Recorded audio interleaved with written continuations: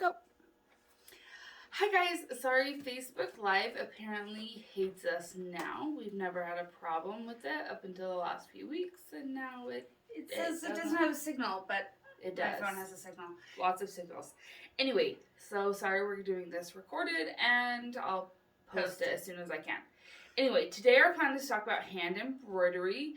It is a very different look than fancy machine embroidery and a different process. Very different. But we love it. I do love and it. So we want to talk about a project we have coming up, some of our favorite tools and things that we like to use to do it, and that kind of fun stuff. So yeah. Anyway, starters, if you've been in our shop before and are remotely interested in hand embroidery, you know the thread that we carry is not DMC, which is your typical embroidery thread that breaks into the 6 strands. It's separate. We carry sulky petites, which are a 12 weight thread, so one strand is equal to about 2 strands of DMC, and it comes on this handy dandy little spool that can pick up and lock off so that you don't have thread trails and no loose sections threads of whatever I love it hanging all over. I was just finishing a cross stitch project where I was using DMC. I was like, I have to pull these threads apart and then I gotta keep track of them, and anyway, because I've gotten so used to sulky, it was actually irritating. First world problems, I mean, really. Right. But we love the sulky, so that's what we primarily use. The Sometimes if other we want option- something that's a little bit of a heavier weight, we will use, it's actually in my sewing room. This is a different brand. That's a different But I'm brand, and gonna show that's you anyway. 12 weight, actually. This is a 12 That's weight. a 12 weight Valdani. The spools look like this. Right.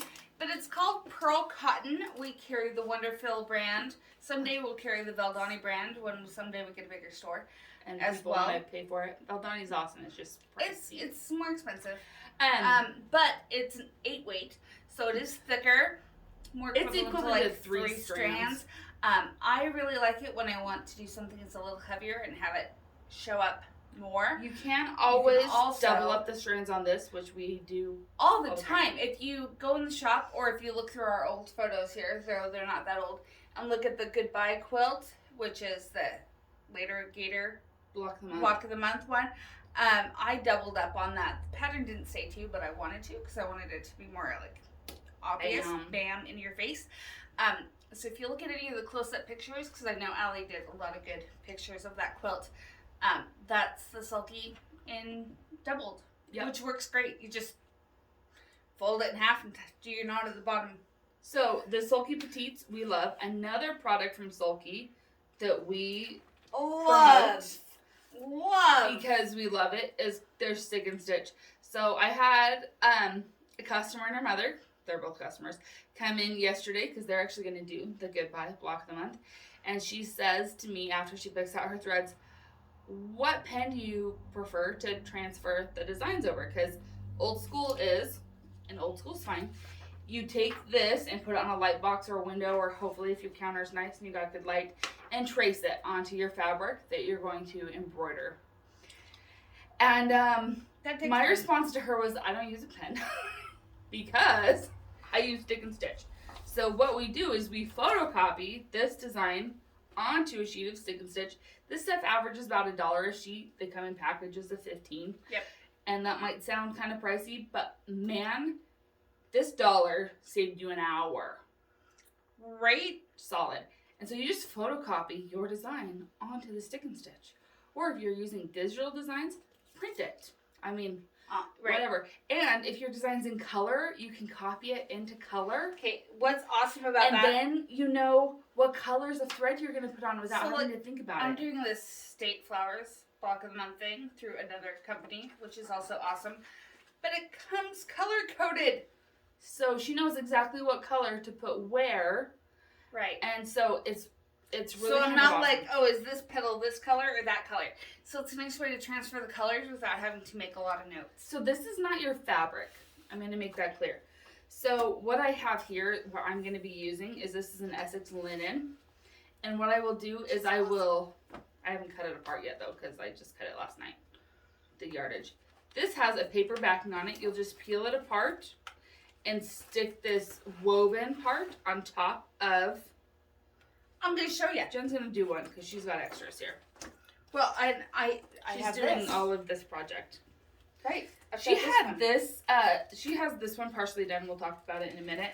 Okay. But You know how I always say I like to have handwork, like, and I have it in the car and everywhere because you never know when you're gonna get stopped. I was gonna show you where I'm at on this, except it's in my car, and because Jen's been not making it to the feed place lately. My husband took my truck because I'm the one who drives the truck. He drives the Camry. He commutes into like far Boise. Right. He took my truck this morning to go get straw for the sheep and the goats, which is awesome, except my embroidery's in the truck. Yeah. Okay. So I can't show you where I'm at. So she's actually doing this on kind of a... This is called stitcher's cloth. It's a stitcher's cloth. It's actually pretty small. It's for cross stitch. But it looks so cool to embroider on it, even though I'm not, like, specifically going for those holes. Okay, so what I have here, here's our little paper backing layer. And we have this woven stuff that the design is printed on. And it is quite sticky, you guys. And I'm just going to put it down on the middle of her. Yeah, we're going to center it. Yep. And always have the piece that you're going to use to embroider bigger. Oh my goodness. Okay, so if you're going to trim it down to 9 by 9, cut it out at least 10 by 10. At least. Now it's stuck, okay? This is stuck. It's good and stuck. It's awesome. All she's got to do is embroider onto it. Now, if you're going to embroider onto regular fabric and do like satin stitches where it gets really tight or something, then you might want to hoop it. Or put a stabilizer behind it. Or put a stabilizer on the back. Because this is on an Aida cloth and she's got... And the sulky actually, the stick stitch actually kind of acts as a stabilizer. Right. I wouldn't hoop this. I wouldn't hoop it. I mean, this is my travel bag for this project. I don't hoop it. But like I said, if I was doing it on a thinner cotton, I'd add a stabilizer. I might add a stabilizer on the back or hoop it. Right. One way or the other. So that's it. You just peel it on and put it on. You stitch over the top. Now when we're done, the papery thing on the top's got to come off, right? All you do with the stick and stitch is put it under cold water. I'm going to say cold, you guys. Any water works. Actually, warm works faster. But want to make sure hot, okay? Your thread doesn't accidentally bleed or something else tragic because you just did all this handwork. So put it in a bowl of cold water and just, it's going to break off. And gently agitate with your fingers a little bit. And the paper stuff will all float away. There will not be a sticky residue. I used it on this. And then you have to, guys, don't try and force it to dry. Don't iron it. Don't do anything like that. You're going to distort it. Don't do that. Listen, I always, this is a weird habit, I always do it right before bed. Yes. Because then I can just leave it sitting on a towel and it's dry in the morning. And then you're not feeling like I'm not walking past it being like, I should speed this process Our ADHD is like, I got to make this done faster. So yes, right before bed is good. Or I lay it somewhere where I'm not going to see it. So that I don't try and force it to dry faster. When I did the towel the other day, I put it on the clothesline because it's outside. And it's on the clothesline, so it is actively drying without me having to help it. But then you just iron it when you're done, and it's beautiful. And it was the easiest thing in the world to just transfer. Super easy to transfer. Your design. Right. Okay, so traveling or keeping your stuff organized, we love our vinyl project pouches. We have kits for some of these. We have QR codes to how to make them. They're super easy. It's a great project. If you have mini charms sitting around, that's what this is made out of. If you haven't sewn with vinyl, it's not hard. Nope. And there's the pattern is actually a tutorial. And I believe Liz and I did a video where we made one. I want to say we did. And I actually have a kit to make another one that I need to make a video of. Right. So they're awesome. A great thing. I have several. The other thing is, well, you've got one here. These are our shop project pouches with our cute little logo on them. They're $7, $8, something like that. Also good, you can keep all your thread, your scissors, your thimble, your needles. This is what my project is in my truck. Right now. Prison with my husband, who is not in prison, though he is in the prison. He's not incarcerated. He works there. Anyway, so some sort of bag, or you guys, a tin. Tins work great too, okay? Tins are good. Anything, whatever. Just keep it together. It's a good thing I got all this random crap on the shelves. Jen's got random stuff everywhere. This is great. including Hogwarts, in case you Which is still missing a tower, by the go. way, because my cat climbed it. Anyway, so those are our favorite things. You need a small pair of snips. You can't really own too many pairs of these. I still need more. In fact, I almost bought a pair yesterday just for this. And I have to have one in each project bag.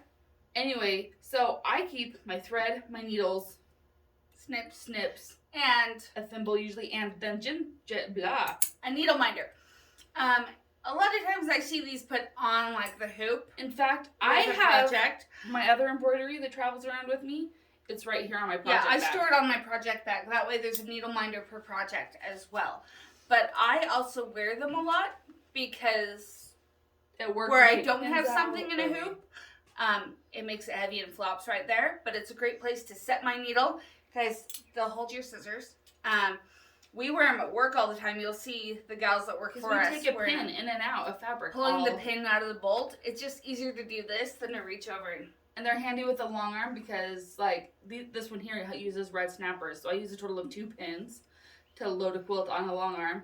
And I can just have them on me right there. And it's really handy. So we love our needle minders. They're one of my favorite little things. I probably have like 8. Now, thimbles, I didn't bring mine. We have a couple different ones. We just got a new one in. Yes, Rita tried the nimble thimble, and she liked it. So it's a nimble thimble that actually will put your fingernail through. That's kind of cool. Nails. Which is good. I like the silicone. I'm partial to the clover. It's a clover one where it's got a metal tip and ring around the edge with a silicone base. Do you have one here? In one of these bags? Probably. Jen has so many little bags. Those bags might not be. This. Oh, look, I found another pair of snips and some needles. Any thimbles? And a random thread. Oh, well, that's my hand quilting bag. Oh, that's why. That's for quilting by hand. This is also... So that's a polka dot. It's a polka dot. They have them in leather and in silicone. I actually don't use this as a thimble because I like really sharp needles. I think they're all in my house. Okay, yeah, I don't... Because I'll poke right through this. Dots. But, you know what I like the dot for?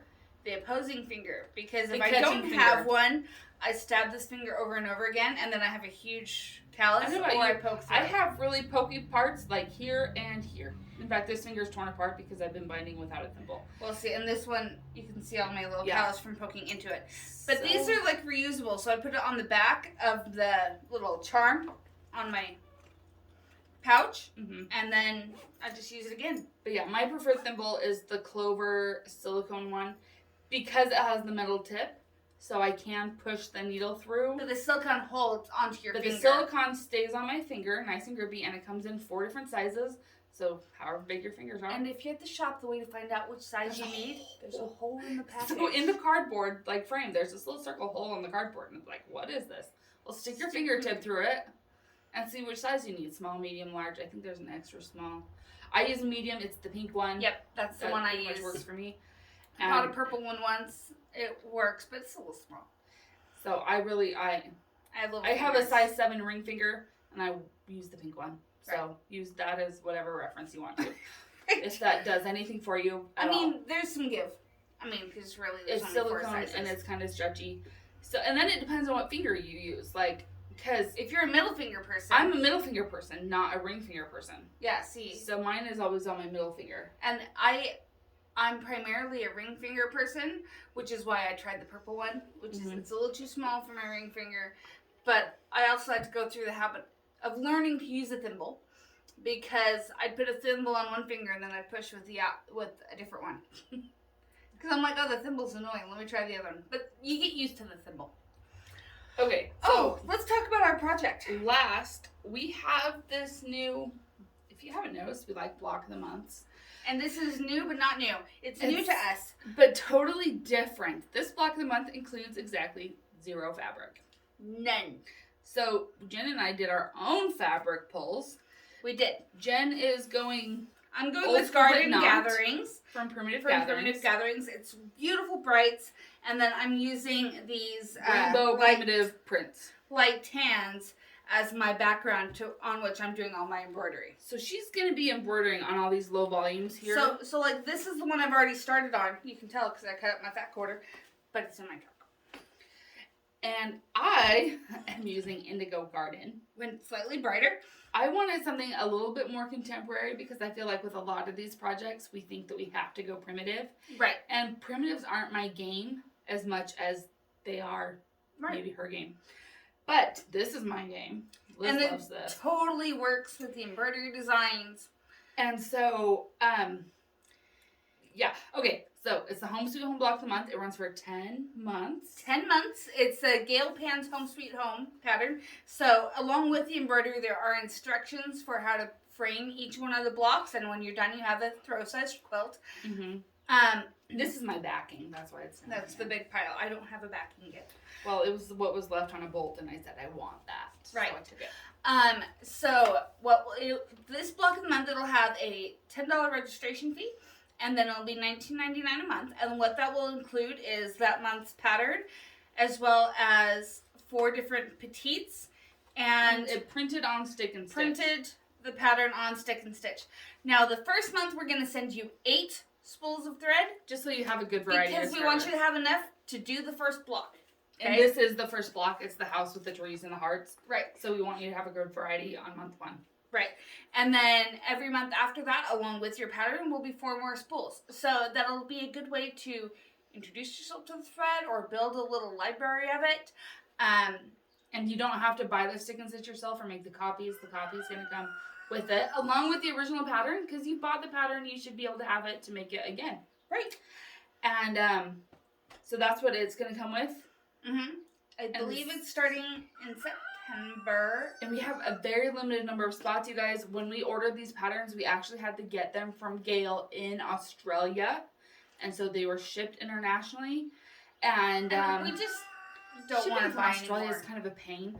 And we could potentially buy more eventually, or we might talk Gail into bringing them to market to see us. Or we could do another one. A different one. She's got lots. We love Gail's embroidery design. She's done a lot of books. They're fabulous, and she's a great person. We like her. Right.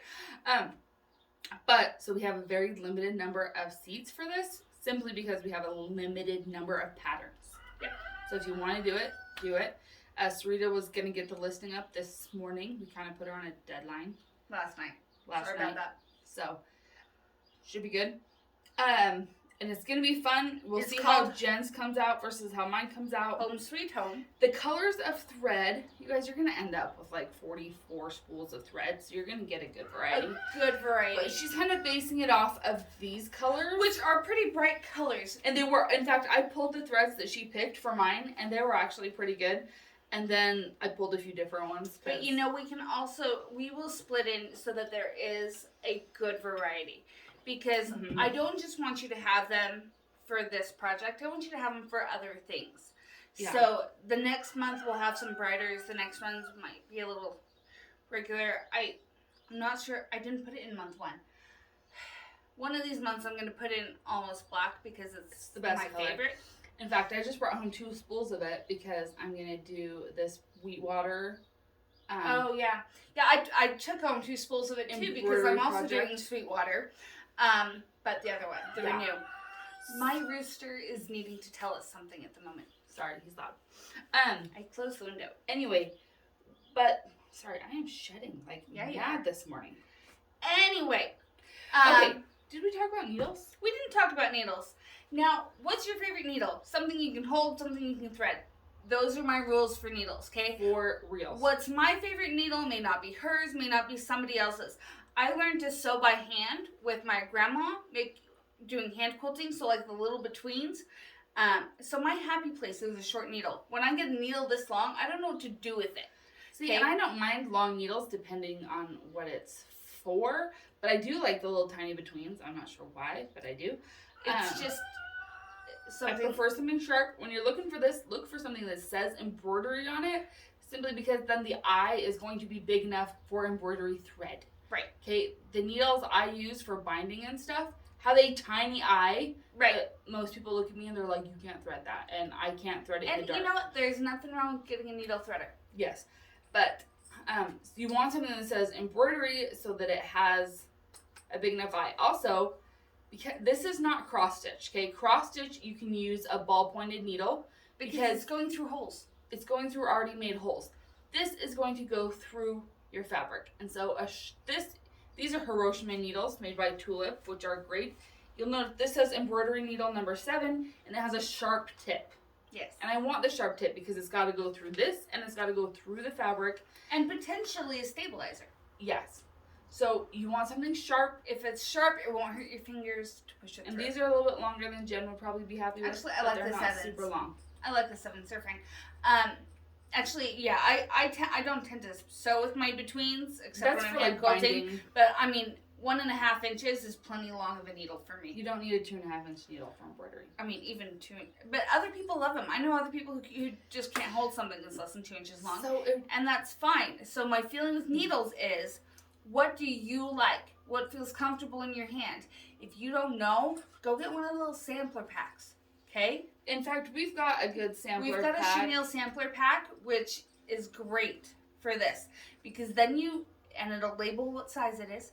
And it has different lengths and try different things and decide what you like. And once you know what you like, then go for it. Then buy a package of just those needles. And I love these kind of needles, you guys, because I don't just carry one needle because I lose needles. Right? I don't want to admit how often I lose needles, but I lose needles. I know, you'd think my house is a danger zone, but so far nobody's really been stabbed.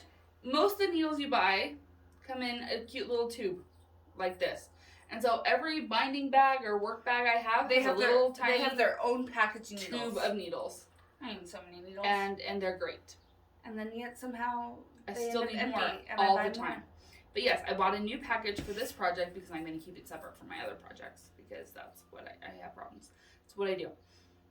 So anyway, if you want to sign up for this and stitch along with Jen and I, it's the Home Sweet Home block of the month. Yep. It's just embroidery. And actually, it's a great scrap buster. It's a great scrap buster. Because when you put it together, it's all tiny pieces of just kind of crazy I'm going to just really quick show you, like, is it in there? Little stuff, okay? You bunch of little squares and rectangles. Small pieces. Oh, good. This one doesn't tell you any cutting sizes. So it's super simple. Use your scraps even. Right. Because if you're like me, you have bins. Yeah. And like Liz chose a consistent fabric to use for all her backgrounds, which is what I did with my States project here. I'm going scrappy. Which is going to make hers more primitive looking. Right. Which, yeah, goes into the whole style I'm going with here. And mine's going to be a slightly more contemporary by being all the same, lined up and pretty. So, not that hers won't be it's totally up to you. Anyway, we love embroidery. Sorry, we're not the machine embroidery people. You'll have to go somewhere else for that. We know some good people. We know some really good people, but it's just not our jam. Yep. I don't have time. So I don't have time for another hobby. Well, I keep saying that, but then I keep getting them. That's a problem. Anyway, well, thanks for joining us. Sorry we weren't able to do this live. But we'll get it posted. And we'll get it posted and see if... I swear it's got to be on Facebook then, because holy cow. Right, I've never had a problem before. Here. I know, I have like my Alexa works, my TV works out here. People can call me. Yeah, so I don't know. Sorry, y'all. We'll see ya next week. Once we get this figured out. Yeah, I'm gonna see if I can find out what's going on. Right? Anyway, bye y'all. Thank you.